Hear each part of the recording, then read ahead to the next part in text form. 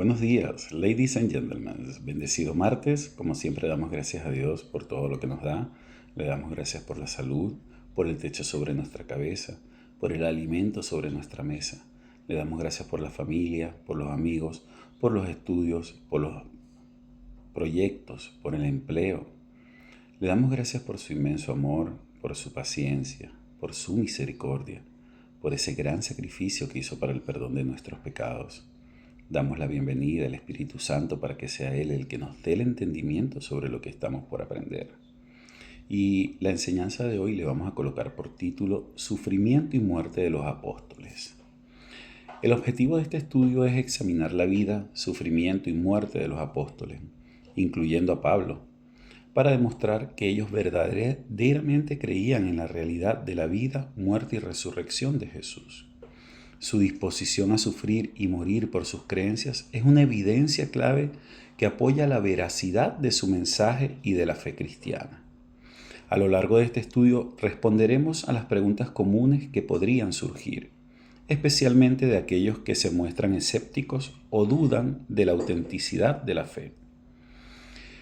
En este estudio nos haremos la siguiente pregunta fundamental.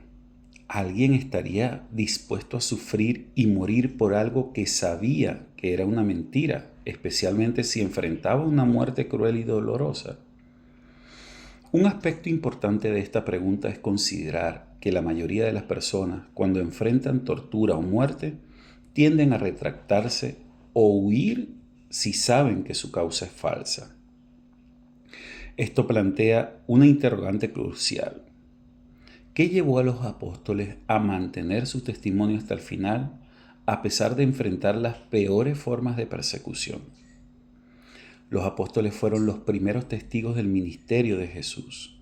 Ellos no solo fueron llamados a seguirle, sino que fueron transformados profundamente por la resurrección de Cristo.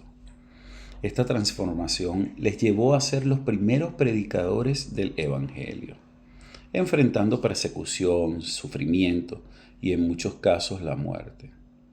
Sus vidas y sus testimonios forman la base de la fe cristiana. Si ellos no hubieran estado absolutamente convencidos de la veracidad de su mensaje, es razonable pensar que habrían retrocedido cuando sus vidas estuvieron en peligro. La evidencia del cambio en sus vidas no solo proviene de las Escrituras, sino que también es mencionada en documentos históricos no bíblicos.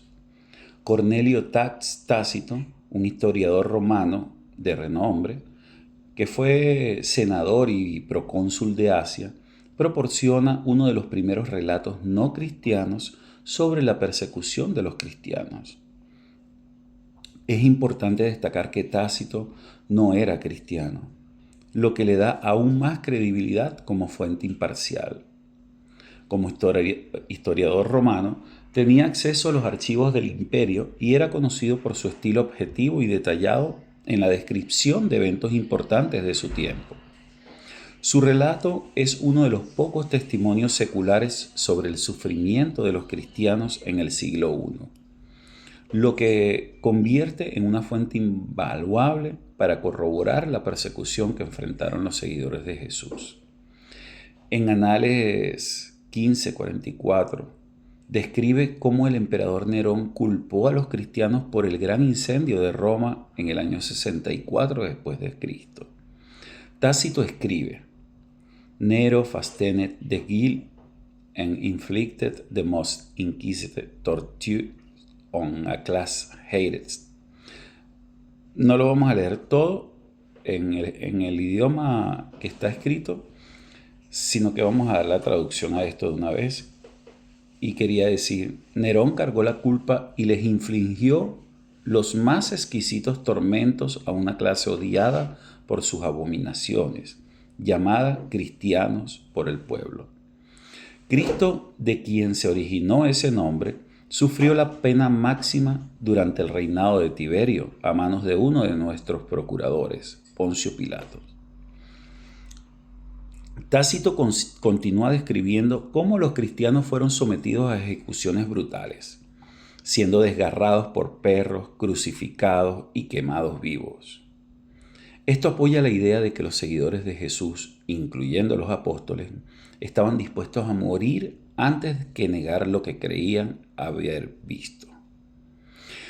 Antes de la resurrección de Jesús, los apóstoles eran en su mayoría hombres comunes con oficios sencillos.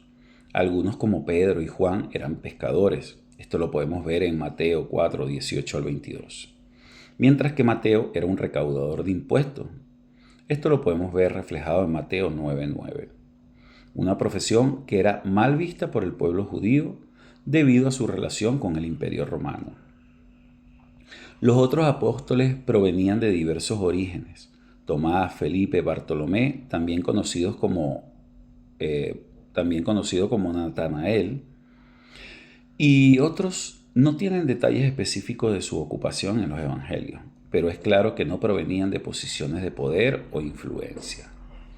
Este grupo de 12 hombres no era conocido por su estatus social o autoridad política, sino que eran personas sencillas que Jesús eligió para cumplir su misión.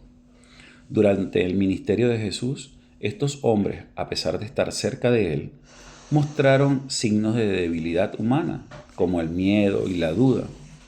Un ejemplo claro es cuando Pedro, a pesar de prometer lealtad a Jesús hasta la muerte, lo negó 3 veces la noche antes de su crucifixión por temor a las consecuencias. Podemos ver referencia de esto en Mateo 26, 69 al 75. Sin embargo, algo asombroso ocurrió después de la resurrección de Jesús. Estos mismos hombres que antes se habían acobardado fueron transformados en predicadores valientes. Esta transformación no tiene explicación desde un punto de vista natural. Fue producto de haber visto y convivido con Él después de haber resucitado.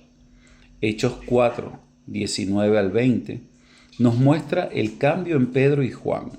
Después de ser arrestados y amenazados, respondieron con audacia a las autoridades. Juzguen ustedes mismos si es justo delante de Dios obedecerlos a ustedes en vez de a Dios, porque no podemos dejar de hablar de lo que hemos visto y oído. Aquí vemos la certeza con la que los apóstoles predicaban, porque hablaban de lo que ellos mismos habían experimentado. Para los escépticos es importante destacar que las Escrituras no son la única fuente que mencionan a los apóstoles. Flavio Josefo, un historiador judío del siglo I y fariseo, proporciona un relato significativo sobre el martirio de Santiago, el hermano de Jesús. En Antigüedades de los Judíos 20, 9.1, aunque Josefo no era cristiano, su testimonio es valioso porque confirma que incluso fuera de los círculos cristianos se reconocía la influencia y la muerte de personas como Santiago. En su obra, Josefo escribe, nuevamente con la traducción, donde nos dice: Anano convocó a los jueces del Sanedrín y les presentó a un hombre llamado Santiago, hermano de Jesús, que era llamado Cristo, y a algunos otros. Los acusó de haber transgredido la ley y los entregó para que fueran apedreados. Este relato refuerza la idea de que los primeros seguidores de Cristo, incluidos los apóstoles, enfrentaron la muerte por su fe. Es una de las primeras referencias al martirio de Santiago y sirve como evidencia externa de la persecución temprana de los cristianos.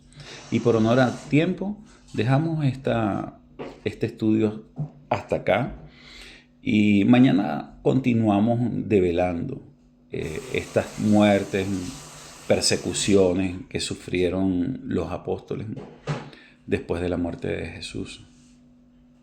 Que tengan todos mil bendiciones, un excelente día.